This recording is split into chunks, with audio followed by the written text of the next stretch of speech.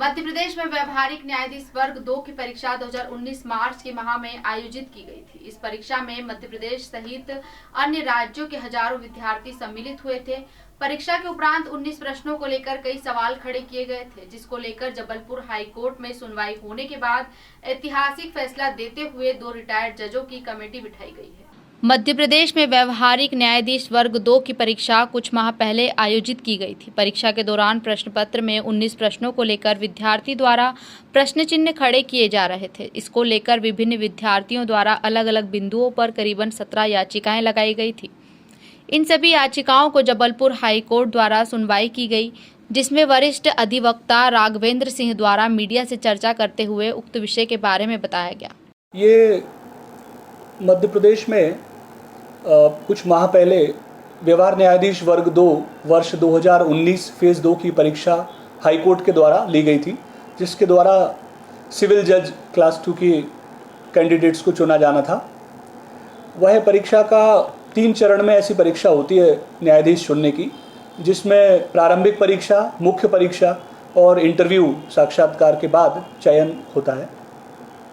मार्च 2021 में इस व्यवहार न्यायाधीश परीक्षा की प्रारंभिक परीक्षा हाईकोर्ट मध्य प्रदेश हाईकोर्ट के द्वारा ली गई, जिसकी चयन सूची प्रारंभिक परीक्षा की मई 2021 में हाईकोर्ट द्वारा जारी की गई। लगभग 150 प्रश्न थे, जिसमें हर प्रश्न का एक उत्तर और 1 मार्क था और 3 उत्तर उसके गलत होना चाहिए थे। जब चयन सूची में कई सारे कैंडिडेट्स का सिलेक्शन नहीं हुआ और उन्होंने बारीकी से फिर हाईकोर्ट के द्वारा जो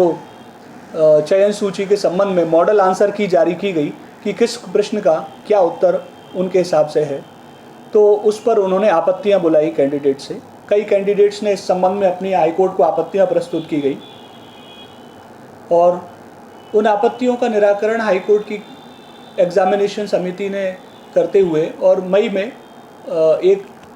उसको फाइनल मॉडिफाई कर दिया, जिसमें उन्होंने कुछ प्रश्नों को उत्तर बदल दिए और कुछ प्रश्नों के उत्तर जो बदले जाने थे, जो डिफेक्टिव प्रश्न थे या जिनके उत्तर सही नहीं थे प्रश्न पत्र में, उनको नहीं बदला और 10 प्रश्न उन्होंने कैंसिल कर दिए। तो इस तरह 3 कैटेगरी रही कुछ प्रश्नों की। लगभग 19 प्रश्न जो डिस्प्यूटेड रहे हैं कि 10 प्रश्न कैंसिल किए गए, लगभग 4 या 5 प्रश्न जो उनके उत्तर उन्होंने बदल दिए और 2-4 प्रश्न थे जिनके उत्तर बदलने थे पर नहीं बदले। तो इसको चैलेंज करते हुए, इस कृत्य को चैलेंज करते हुए, उसको चुनौती देते हुए हमारे पक्षकार ईशान तिवारी जो अधिवक्ता है धार जिले में, उन्होंने और ऐसे ही कई व्यक्तियों ने अलग अलग याचिकाएं दायर की मुख्य पीठ जबलपुर में और हाईकोर्ट के विरुद्ध हाईकोर्ट में ही यह याचिकाएं दायर की गई। गौरतलब यह है कि इसमें 1 महीने के कम समय में भी हाईकोर्ट के द्वारा याचिकाओं में जवाब प्रस्तुत किया गया, उस पर याचिकाकर्ताओं के द्वारा खंडन प्रस्तुत किया गया एवं उसकी अंतिम सुनवाई होकर अंतिम फैसला ये टोटल 30 दिन के अंतर्गत ही हो गया है। मुख्य रूप से हाईकोर्ट ने अपना फैसला 14 जुलाई को यानी कल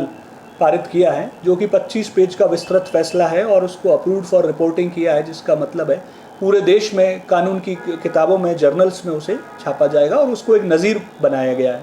इस तरह के मामलों में। हाईकोर्ट ने मुख्य रूप से याचिकाओं को निराकृत करते वक्त यह फैसला दिया है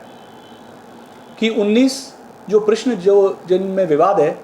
उन प्रश्नों के संबंध में जो याचिकाएं लगाई गई है, उन याचिकाओं को ही ज्ञापन माना जाएगा। उनके साथ जो रेफरेंस मटेरियल लीगल बुक्स के लगाए गए हैं उनको ज्ञापन माना जाएगा और हाईकोर्ट को ही प्रशासनिक न्यायिक तौर पर जो फैसला दिया है कि प्रशासनिक तौर पर हाईकोर्ट का जो कार्य है उसको तत्काल वो हाईकोर्ट के ही रिटायर्ड 2 जजों को एक कमेटी बनाई है, एक्सपर्ट कमेटी, जिनमें माननीय पूर्व हाईकोर्ट के माननीय न्यायाधीश CV सिरपुरकर और माननीय न्यायाधीश के त्रिवेदी जी की एक्सपर्ट कमेटी बनाई गई है और वो दोनों पूर्व माननीय न्यायाधीशों की कमेटी इन याचिकाओं को ज्ञापन स्वरूप मानते हुए 2 सप्ताह में अपना अभिमत देंगे कि 19 प्रश्न उनका सही उत्तर क्या है और उनके लीगल बुक्स और रेफरेंस के हिसाब से याचिकाओं को देखते हुए, उनके साथ समर्थित दस्तावेज को अवलोकन करते हुए उनके सही उत्तर क्या होने चाहिए, यह देखकर वह 2 सप्ताह में अपना अभिमत प्रपोजल हाईकोर्ट की चयन समिति को देंगे और हाईकोर्ट की चयन समिति को फिर आदेश दिया गया है इसी आदेश में हाईकोर्ट द्वारा कि अगले 1 सप्ताह में वह एक नई चयन सूची जारी करें प्रारंभिक परीक्षा की, और उसमें चयन सूची जारी करते वक्त यह ध्यान में रखा जाए कि जो मूल चयन सूची पहले इन्होंने मार्च में जारी की गई थी, उसमें आखिरी जो कैंडिडेट सिलेक्ट हुआ था, जिसका चयन हुआ था, अगर उसके जितने नंबर थे, अगर उसके उतने मिनिमम मार्क्स से ऊपर किसी के प्राप्तांक बढ़ते हैं इस एक्सरसाइज से,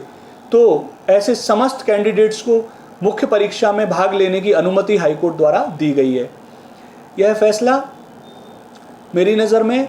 हाईकोर्ट के द्वारा यह स्वीकार करना कि कहीं ना कहीं कोई गलती हुई है जिसका कि निराकरण किया जाना चाहिए, और ऐसे प्रश्नों में जो अगर कोई गलती कोई दर्शा रहा है तो उस पर इस तरह की सिविल जज जैसी, न्यायाधीश जैसी रिक्रूट करने की जो परीक्षाएं हैं, चयन की जो परीक्षाएं हैं, उसमें आम जनता का विश्वास सुदृढ़ पहले जैसा बना रहे, उसको विश्वास बढ़ाने के लिए यह जो आदेश है हाईकोर्ट का, मैं आदेश का सम्मान करता हूं। मेरे द्वारा ये याचिका ईशान तिवारी अधिवक्ता की ओर से लगाई गई थी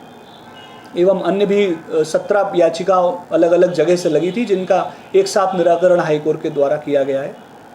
और अब जो नई चयन सूची बनेगी उसमें मेरे मत में काफ़ी सारे सवालों के जो गलत उत्तर हाईकोर्ट की चयन समिति ने दिए थे पहले, अब वो सुधार किए जाएंगे, और काफ़ी सारे कैंडिडेट्स जो किसी न किसी कारणवश से हाईकोर्ट में याचिका नहीं लगा पाए हैं, उनको भी इस आदेश का फ़ायदा मिलेगा और उनको मुख्य परीक्षा में बैठने का अवसर मिलेगा। लगभग 120 कैंडिडेट्स ने यह याचिका लगाई थी, परंतु लगभग मेरे ख्याल से लाखों लोग इस तरह की परीक्षा में समस्त राज्यों से बैठते हैं, और वह समस्त लाखों लोगों को इस परीक्षा में अब जो नई जो एक्सरसाइज होगी, चयन सूची फिर से जो बनेगी, उसमें उन सभी को फ़ायदा मिल सकता है जो मार्जिनल कुछ नंबर से रह गए होंगे। ये जबलपुर की मुख्य पीठ में इसकी सुनवाई हुई और वर्चुअल सिस्टम से सुनवाई हुई।